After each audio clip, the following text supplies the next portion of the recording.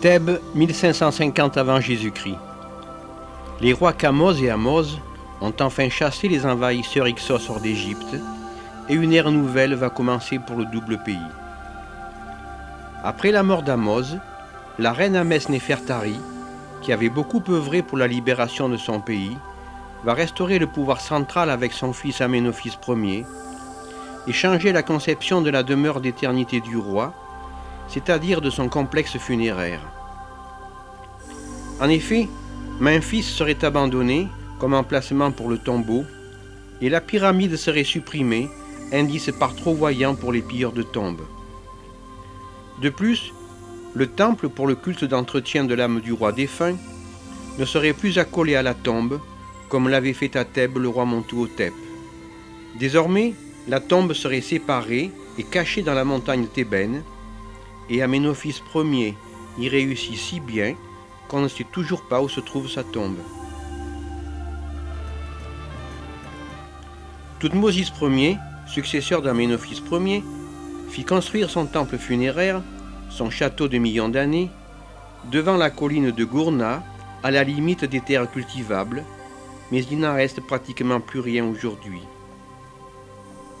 C'est au pied de la cime thébaine, qui allait désormais remplacer la pyramide d'autrefois, qu'Inéni, l'architecte de Thoutmôsis Ier, fit creuser la tombe de son roi, dans une vallée aride et difficile d'accès, qui allait devenir la vallée des rois.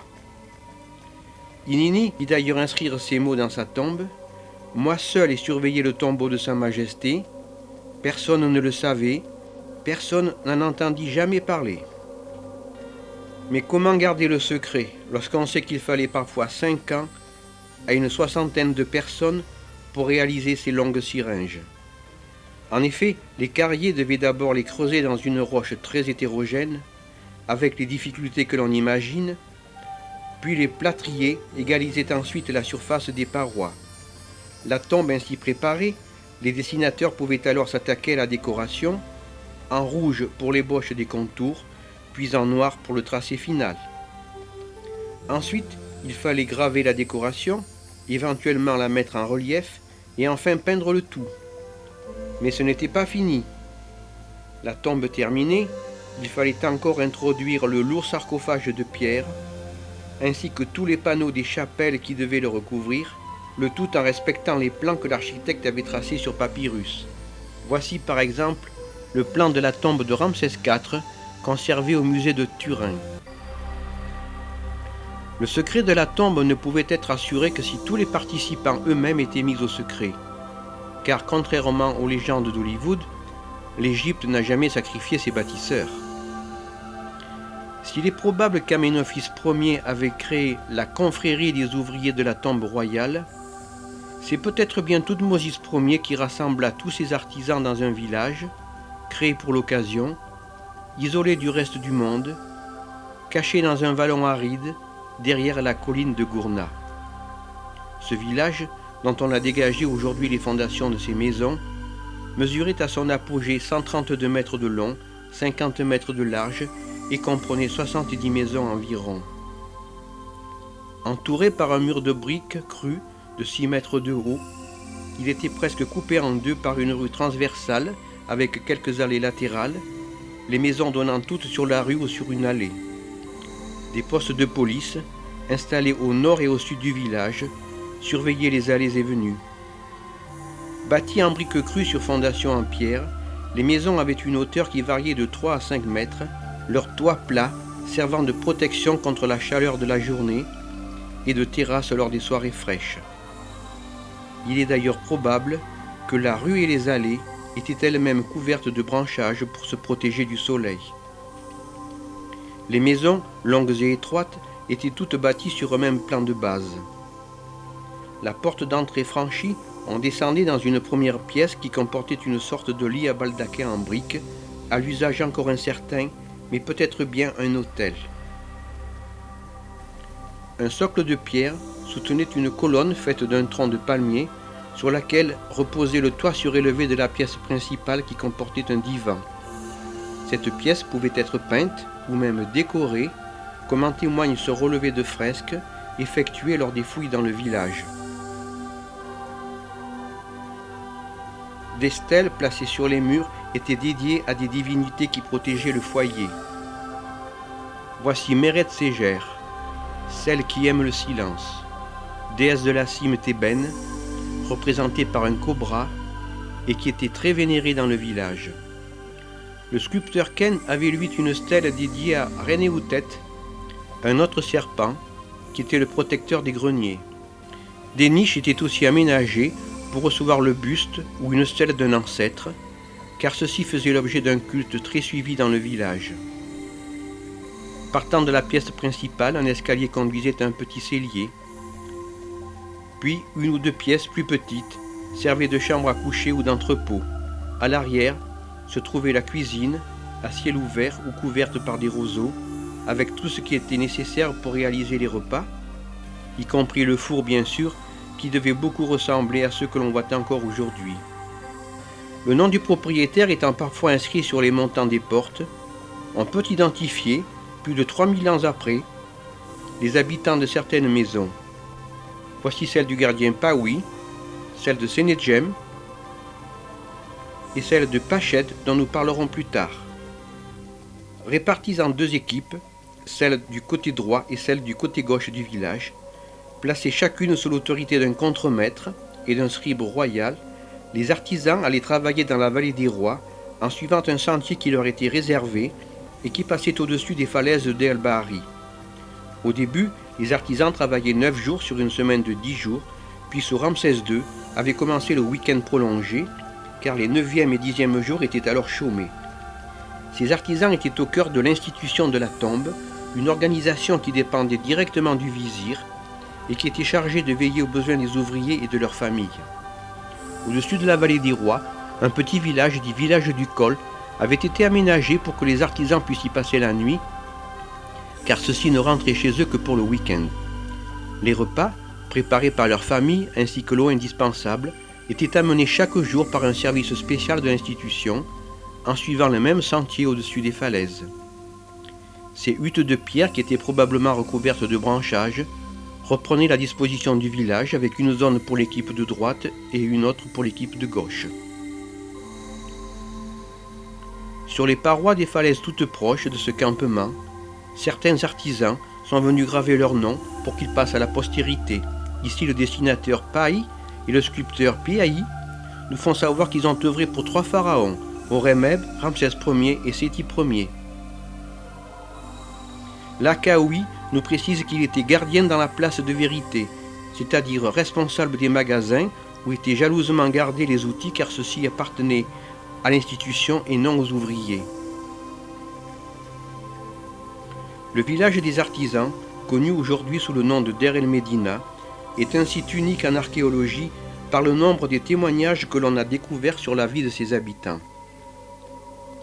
Tout près du village, au pied de la montagne, un grand puits avait été creusé en vain pour chercher de l'eau, excavation qui fut par la suite transformée en décharge et dans laquelle on a découvert plusieurs milliers d'ostracas, c'est-à-dire des tessons de poterie ou des éclats de calcaire, sur lesquels on écrivait, qui avaient été jetés là, comme on se débarrasse de dossiers périmés.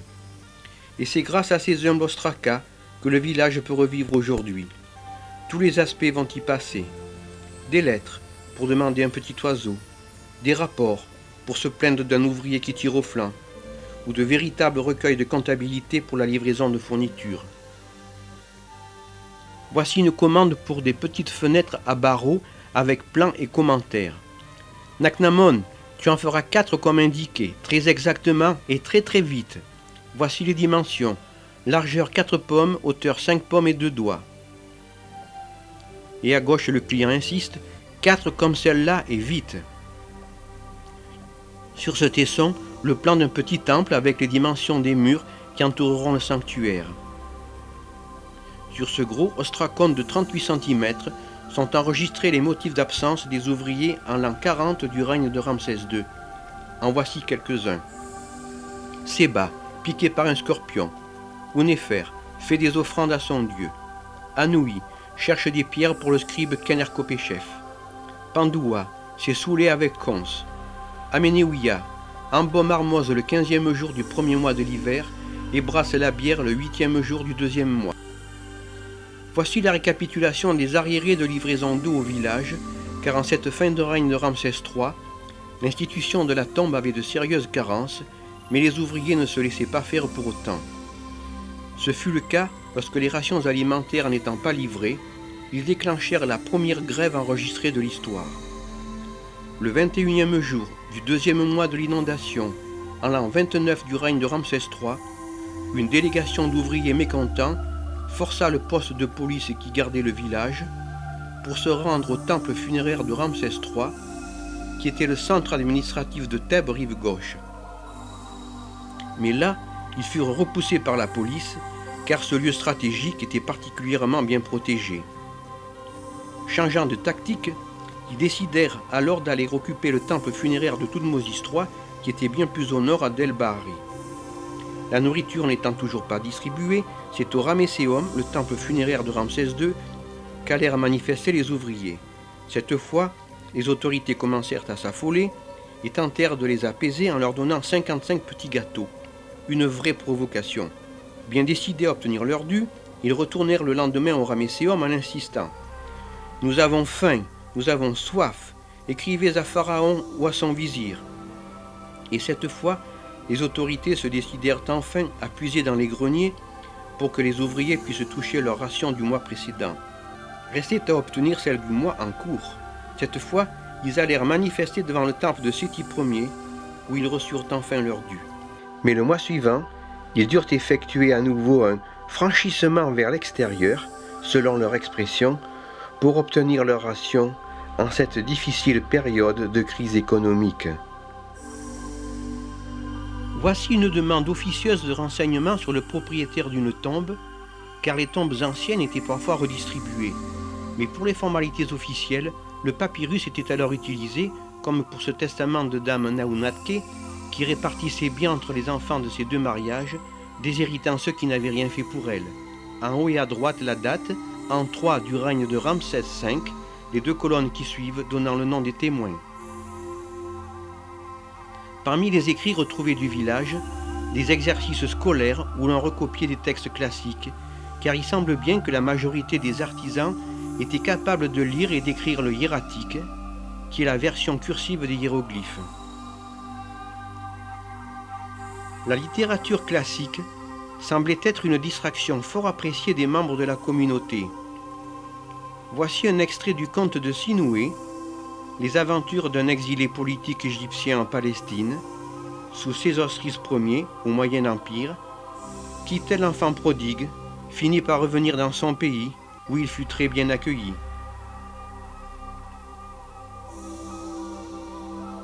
Il semblerait que les ostracas servaient aussi de brouillon ou d'étude pour la décoration des tombes royales.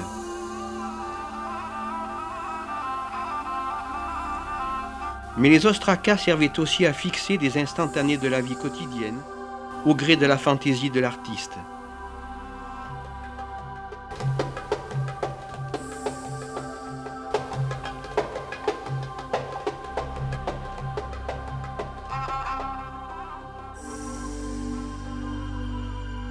Il est curieux de constater que dans l'environnement minéral du village, les dessins d'animaux tenaient une grande place.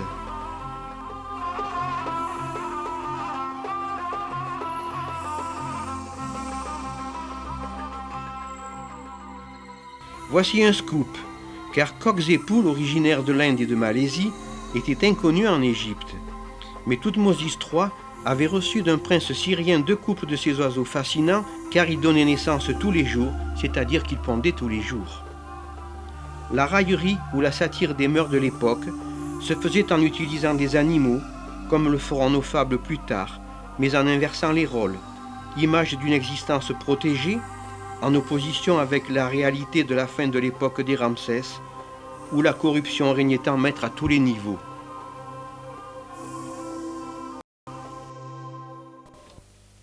La religion tenait une grande place dans la vie quotidienne de la communauté. À ce propos, le temple que l'on peut voir aujourd'hui, et qui est relativement bien conservé, à l'intérieur de son mur d'enceinte, est d'origine ptolémaïque. Mais pour le construire, Ptolémée IV avait rasé le temple érigé par Ramsès II, qui lui-même l'avait construit sur les ruines du lieu de culte commencé par Thoutmôsis Ier, entretenu par Aménophis III et agrandi par Séti Ier.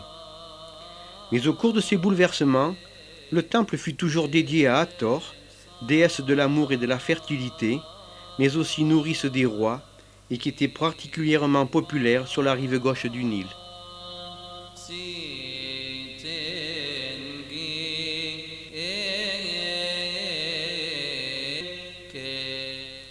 De nombreux hôtels ou sanctuaires s'élevaient autour du village.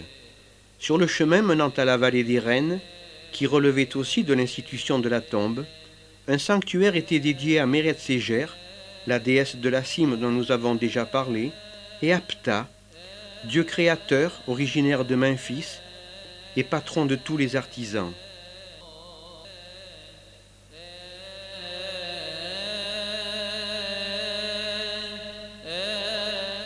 Les chapelles, aujourd'hui vides, devaient contenir des statues ou des stèles, comme celle du gardien Penboui. Sur la partie supérieure, le dieu Ptah est installé sur un trône, face à un amoncellement d'offrandes, les oreilles derrière le dé, étant là pour que le dieu entende mieux la prière du donateur. Sur la partie inférieure, Penboui adore l'esprit de Ptah. Amon, le dieu phare du Nouvel Empire, n'était pas oublié. L'ouvrier Penmerneb avait fait réaliser sa statue avec l'effigie du dieu Amon dans ses bras. Baï, un autre artisan, s'adresse à Amon, le bon bélier parfait, les oreilles symbolisant là encore le dieu à l'écoute de la prière. Ramos et sa femme Moutemounia n'arrivaient pas à avoir d'enfants, alors ils s'adressèrent à tous les dieux qui pouvaient les aider. À gauche, Min, le dieu égyptien de la fertilité, au centre Kadesh, déesse syrienne de la fécondité, et à droite Réchep, un dieu cananéen identifié à Min. Les ouvriers avaient aussi une dévotion particulière pour la reine Amès Néfertari et son fils, le roi Aménophis Ier, qui avait été déifié et considéré comme le patron du village.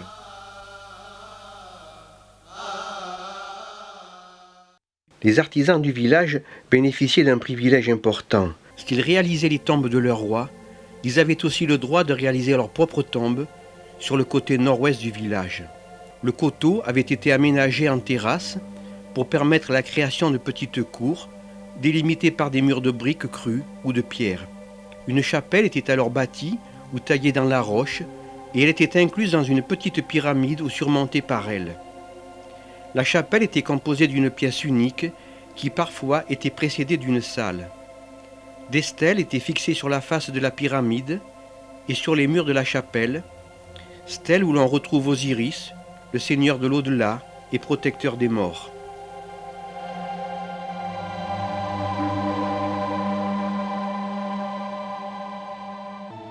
Certaines chapelles étaient décorées avec des motifs géométriques ou figuratifs.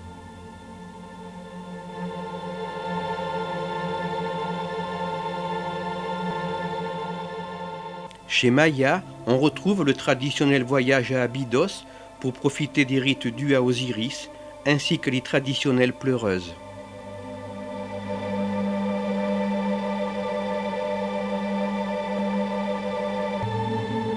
Ipuy, lui, nous montre des scènes de la vie quotidienne, identiques à celles des tombes des notables, situées de l'autre côté de la colline.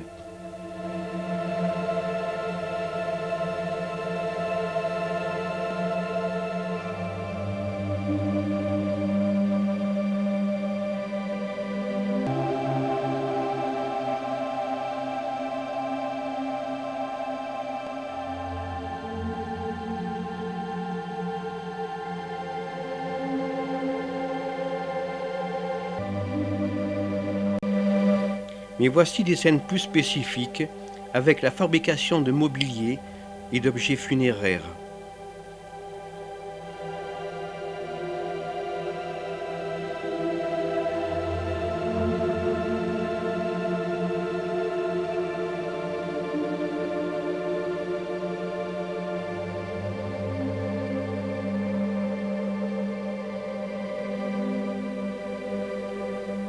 Notez cet artisan qui vient au secours de son compagnon, probablement malade ou atteint d'un malaise.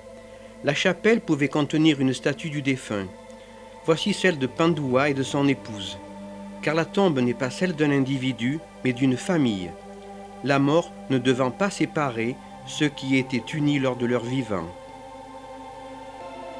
La cour, entourée de murs blanchis à la chaux, servait aux cérémonies des obsèques et aux fêtes des morts. Le puits donnant accès au tombeau était situé dans la cour plutôt que dans la chapelle pour être plus difficile à trouver. Ce puits débouchait dans un vestibule, puis en descendant quelques marches, on accédait par un petit couloir au caveau proprement dit, qui était voûté le plus souvent. Le petit passage et le caveau étaient décorés, à l'image des tombes royales, alors que les caveaux des notables ne l'étaient pas. Le couloir pouvait être fermé par une petite porte que l'on scellait après chaque inhumation. Celle de Sénédjem fut retrouvée intacte. Sur le registre supérieur, Sénédjem, sa femme Inéferti et leur fille Hirut-Néfer sont en adoration devant Osiris et Mat. Au-dessous, ce sont les garçons de la famille Sénédjem qui sont en adoration devant la divinité Sakar et Isis. Sur le couloir et la porte, le chapitre 17 du livre des morts, formule pour entrer et sortir dans le royaume des morts. Au dos de la porte, Sénédjem et son épouse jouent au sénet, sorte de jeu de dames qui symbolise les épreuves que le défunt devra passer pour entrer dans le royaume d'Osiris. Le couloir débouche ensuite dans la tombe proprement dite, entièrement décorée et qui a gardé toute la fraîcheur de ses couleurs. La paroi est nous montre Sénédjem, sous la double protection d'Anubis, et toujours accompagné de son épouse, en adoration devant deux rangées de dieux, conduits par Osiris et Réoratki.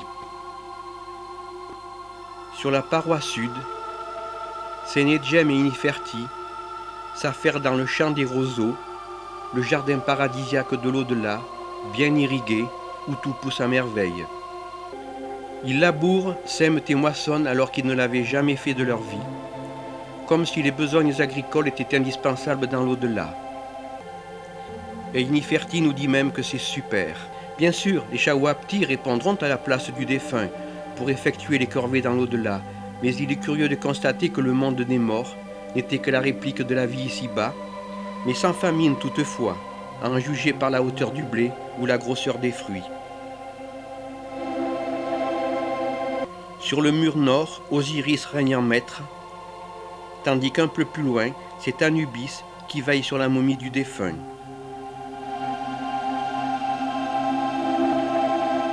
De l'autre côté, sur le mur sud, ce sont les deux sœurs, Isis et Nephthys, qui veillent à leur tour, tandis que des génies, armés de couteaux, anéantiront s'il le faut les ennemis du dieu soleil.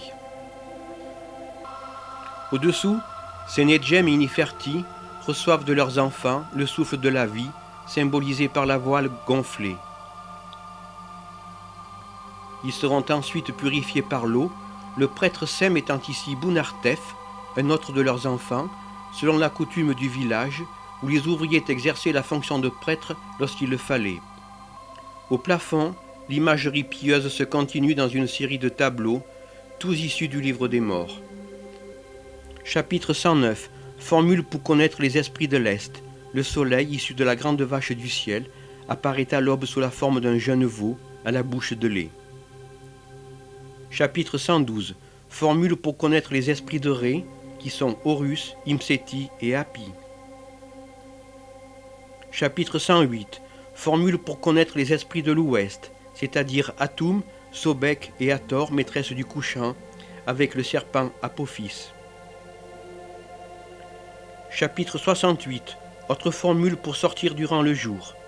Sénédjem étant ici représenté devant les portes de l'au-delà. Chapitre 100. Formule pour rendre une âme digne de monter dans la barque de Ré.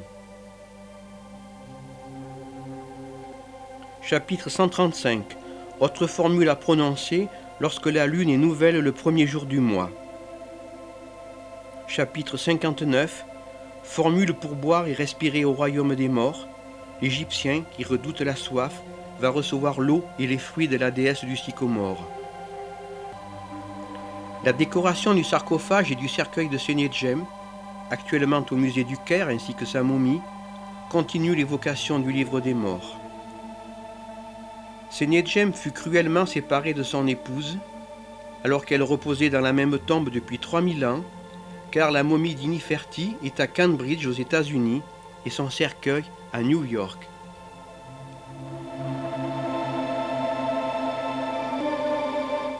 Un petit cercueil anthropoïde contenait les viscères embaumés de Senedjem.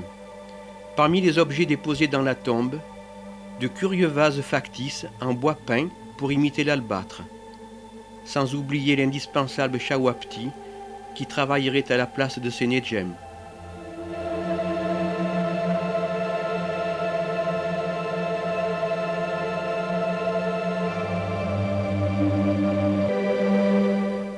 Les cercueils des enfants de Senedjem, posés à côté de ceux de leurs parents, reprenaient les mêmes motifs et les mêmes scènes rituelles que nous connaissons déjà pour leur décoration.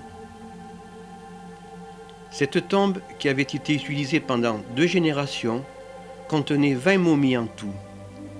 Par chance, elle fut découverte intacte en 1886.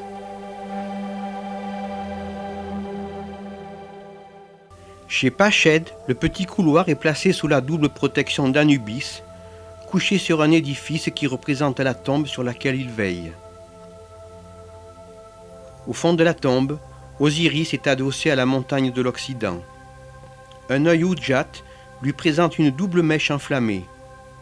C'est la formule pour allumer une torche dans le livre des morts, car le défunt redoute l'obscurité. Le tympan opposé est celui que verra le trépassé lorsque, selon la formule, il sortira au jour. Là, sous un palmier, Pached s'abreuve à l'un des canaux du monde de l'au-delà. Le texte qui l'entoure est le chapitre 62, formule pour boire de l'eau dans la nécropole. Toujours la même obsession de la soif.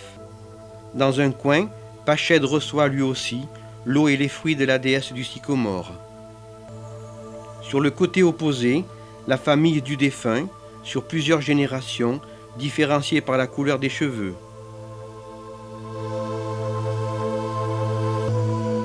Sur les murs, toujours les mêmes scènes rituelles. Pached et son épouse vont rejoindre en barque les dévots d'Osiris pour participer à son triomphe sur la mort. Le plafond reprend les chapitres du livre des morts.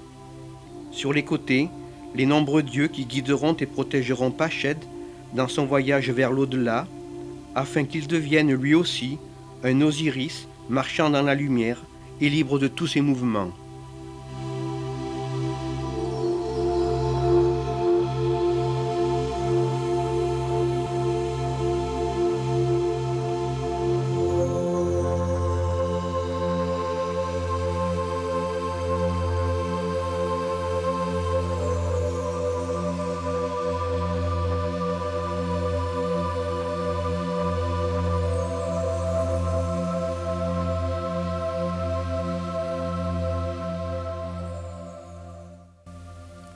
Quittant sa tombe, protégé par le collier Ménat et le scarabée sacré, le contremaître Inerkaou s'avance dans l'au-delà, où il sera présenté par Thoth à Osiris. Il pourra ensuite monter dans la barque céleste en compagnie d'Isis, Thoth, Répri et Hu. Ailleurs, Inerkaou est représenté en adoration devant divers dieux. Ptah, le patron des artisans, l'oiseau Bénou, le phénix, l'âme sacrée de Ré, les âmes de la cité primordiale de Neken, le lion, autre incarnation de Ré et d'Osiris, qui régit la faim et la soif, et même sa propre âme, représentée par l'oiseau Ba, qui continue à vivre sans son support corporel, tout en conservant les propriétés qu'il avait lorsqu'il animait le corps qu'il caractérisait. Sur ce tableau, Héliopolis, autre forme de Ré, détruit le serpent maléfique Apopis qui menaçait l'arbre sacré. Dans une autre série de tableaux, Inerkaou, son épouse et leurs enfants reçoivent les offrandes rituelles.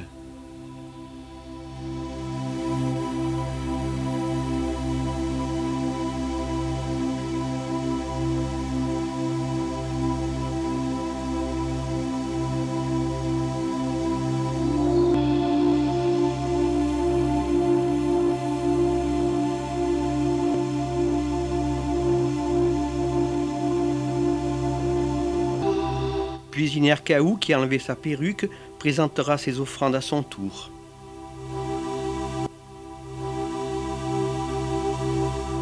L'autre paroi de la tombe est consacrée aux rituels qui vont redonner vie à la momie d'Inerkaou, en particulier les rituels d'ouverture de la bouche avec l'herminette sacrée.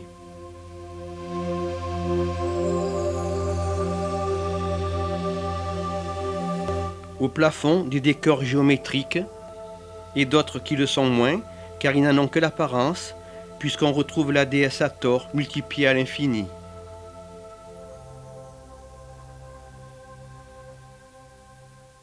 Deux tombes seulement furent découvertes intactes, celle de Sénédjem et sa famille, que nous connaissons déjà, et celle de Ka, scribe royal et chef des travaux, accompagné de son épouse Mérite, qui fut découverte en 1906 par Schiaparelli, et dont tout le contenu fut transporté au musée de Turin.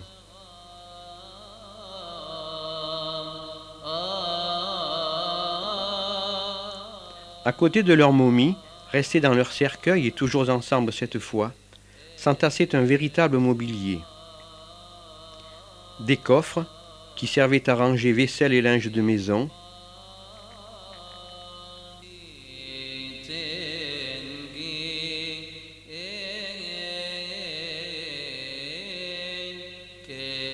posés sur le coffre qui les contenait, voici les objets de toilette de Mérite, avec ses vases en albâtre ou en pâte de verre bleu, typiques de l'époque. Des chaises, des supports divers, des petites boîtes.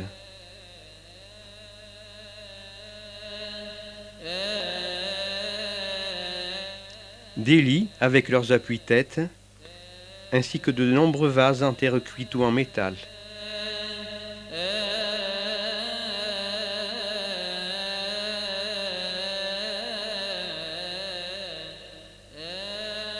Il y avait aussi toute une vannerie en jonc qui ressemble étrangement à celle que l'on trouve encore aujourd'hui dans nos campagnes de France. La tombe contenait des vêtements, des couvertures brodées et de nombreuses pièces de tissu. Une quantité importante de nourriture avait été déposée. De nombreuses galettes de pain et beaucoup de fruits secs. Voici des filets remplis de noix de caroube, et là, la pulpe préalablement extraite de ces noix. On pouvait aussi se distraire l'esprit avec un jeu de scénettes, sorte de jeu de dames. Mais le travail n'était pas oublié. Voici une coudée plaquée d'or, dont d'Aménophis II, sorte de maître étalon de l'époque, qui valait 52 cm, et derrière une autre coudée de travail, mais pliante en deux, pour être plus facile à porter dans son étui de cuir. L'ancêtre de nos maîtres pliants, en quelque sorte. Un exemplaire du livre des morts, long de 13 mètres, était placé entre le premier et le deuxième cercueil de Ka. Muni de ce précieux papyrus, Ka et Mérite pouvaient ainsi devenir un Osiris à leur tour.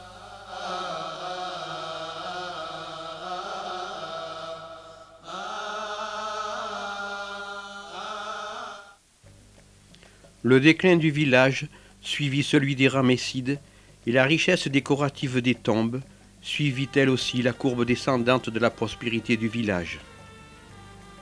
La guerre civile, le pillage des tombes royales, marquèrent la fin des activités de l'institution de la tombe, d'autant plus qu'après Ramsès IX, il n'y eut plus de tombe royale à Thèbes.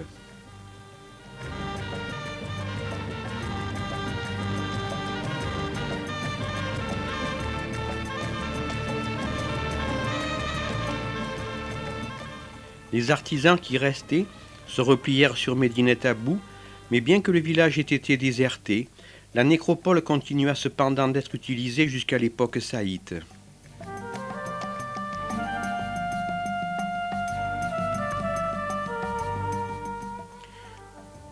Le site du village retrouva un regain d'activité avec le temple que nous connaissons, temple qui fut transformé en couvent à l'époque chrétienne, d'où le nom de Der el Médina, le couvent du village. Les savants de Napoléon vinrent sur le site à cause du temple dont ils firent le relevé, mais qu'ils attribuèrent par erreur à Isis, sans se douter qu'à côté dormaient les restes d'un village sous le sable. Avec la redécouverte de l'Égypte, commencèrent les premiers pillages pour les collectionneurs privés. Champollion visitera quelques tombes, mais il faudra les efforts d'un Maspero et d'un Schiaparelli pour ressusciter le site et alimenter leurs musées nationaux respectifs. Après la Première Guerre mondiale, c'est Bernard Bruyère qui continuera l'exploration méthodique du site, en fouillant 450 tombes, dont 53 étaient décorées.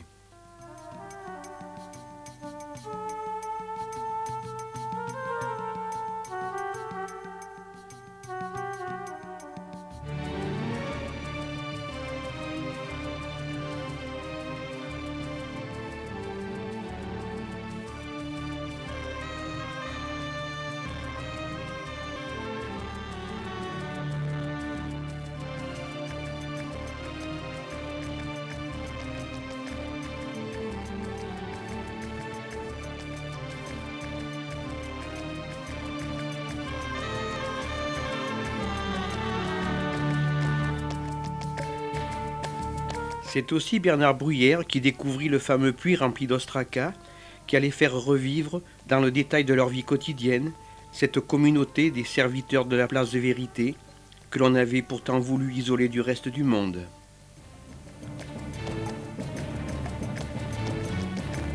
Une communauté d'ouvriers bien organisée, respectée et protégée par des lois, où l'on pouvait parler, protester, revendiquer, où la religion tenait une grande place, et dont la vie quotidienne ne différait en rien de celle que nous vivons de nos jours, faite de joies et de peines, mais qui laisse cependant une impression de vie intense, alors que la mort était leur raison d'être.